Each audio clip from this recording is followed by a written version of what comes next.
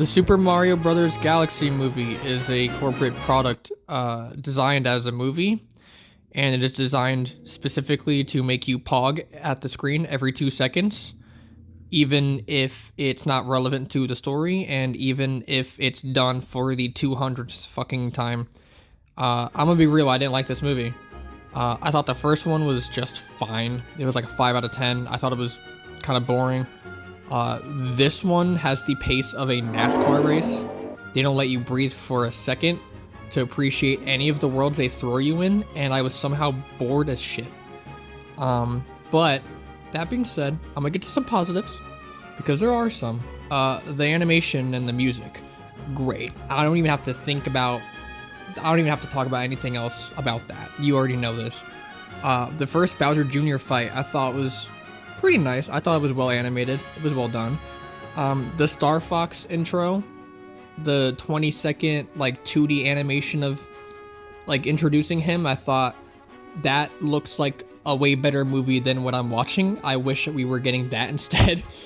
But let's get into some negatives. The negatives are everything else about this movie. It's jingling keys the movie. It is literally jingling keys. And it's jingling keys because it's Illumination and Nintendo combining, and Illumination knows at this point that they don't have to take any risks to make money. They make the Minion movies, and so they know this already, and Nintendo loves to play it safe all the time. They don't push boundaries like that. Both of these companies do this, and so when they both merge to make a movie, it's not going to be a movie, it's going to be a product. And that's what I said earlier, so we're going to move on from this. One of the things I was actually enjoying was the Bowser story. What they were doing with him. He was small, he was captured, he's trying not to be a dick, he doesn't really want to be as evil, and at a certain point he gets captured by Bowser Jr., who's chasing after him. He gets abducted by him after he makes a pretty big sacrifice to let Mario and Luigi go and try to stop his son. And so I thought, oh, this would be a nice turn of events. Let's see what kind of complications happen from this. And all that really happens is that Bowser Jr. is like, Dad, isn't it awesome to be evil? And Bowser's like, well, I don't know. And then there's a flashback of him showing him how to be evil. And then he's like, you know what? You're right. You're right, actually. It's pretty base to be evil. Here, give me that axe. And then that's the rest of the movie. It's just that's his character arc now. That could have gone so many more interesting ways. I thought maybe like, okay, what if he tries to push his son not to be as evil? Or what if Bowser Jr. realizes, oh, my dad's trying to make me not be evil, I'm gonna betray him.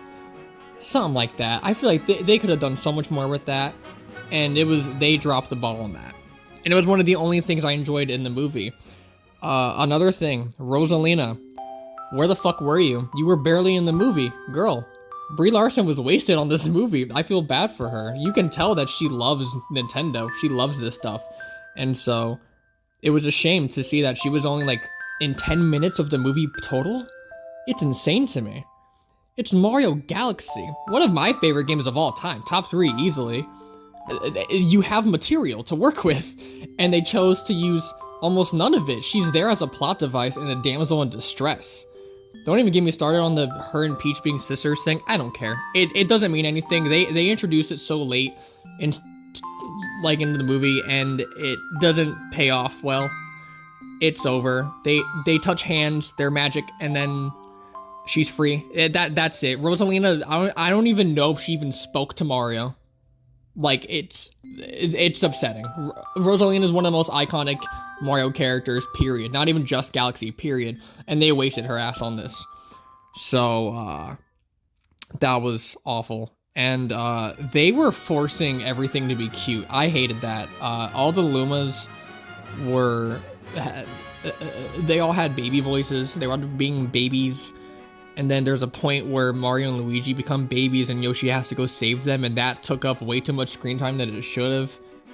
It was just nonsense. And I just don't like when I'm being told something is cute and they're trying to force it on me. It makes me want to burn it alive. But yeah, there's just a lot in this movie that was just despite how much action and fast pace it was boring me. It wasn't engaging me. There were multiple times where it almost tricked me into liking something about it, and then it quickly just stopped whatever it was doing.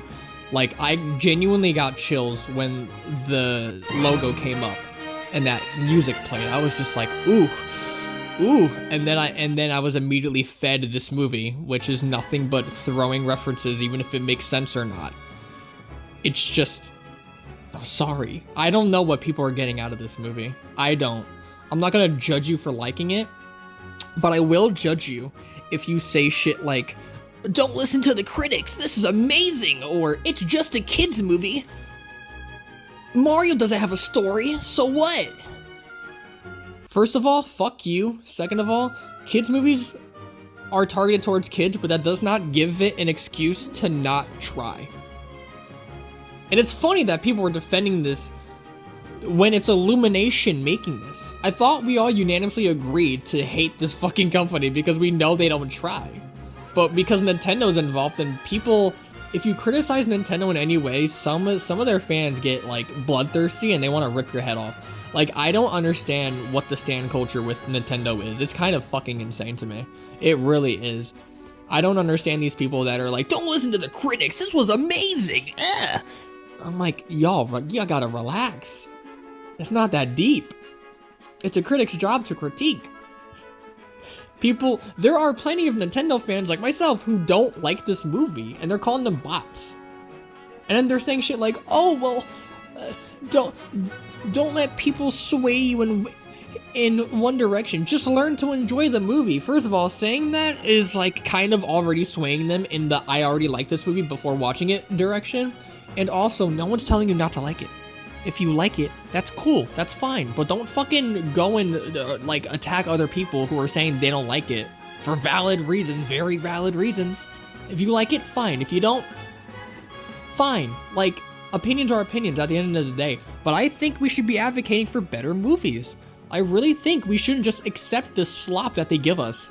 We really should be asking for more. And one of those ways to do it is to just not watch it. Just don't give them money. And you're probably wondering, well, you watched it. Didn't you give them money? No. I want to elaborate on this. I want to elaborate on this, but no. So at the end of the day, you know, it's... what would I give it? Like, if I'm being generous, a 4 out of 10. I want to give it a 3. 3.5? I don't fucking know. The rating doesn't matter because I'm never going to watch this again. I think I like the first one more. I think it tried to have a story better. I think it was more cohesive. Worse needle drops in that one for sure. But overall, I'd say that's a better overall movie than this. This isn't a movie. This is a corporate product. That's just how I feel. It's unfortunate. Mario Galaxy, top 3 games of all time. Played it all the time. I still play that shit. I love Mario. I love Mario Galaxy. They took the Mario Galaxy name as an excuse to just shove every Nintendo IP they could. That they could get away with. Oh, Star Fox! Oh, Pikmin! Oh, Game & Watch! It's ridiculous. And we should expect better, and we should receive better. This is insane. Yeah, that about sums up my thoughts on the Mario Galaxy movie. Disappointing, but with the way it was advertised, just from the trailers and how they were talking about it in interviews, I expected this. So, that's about it. Bye.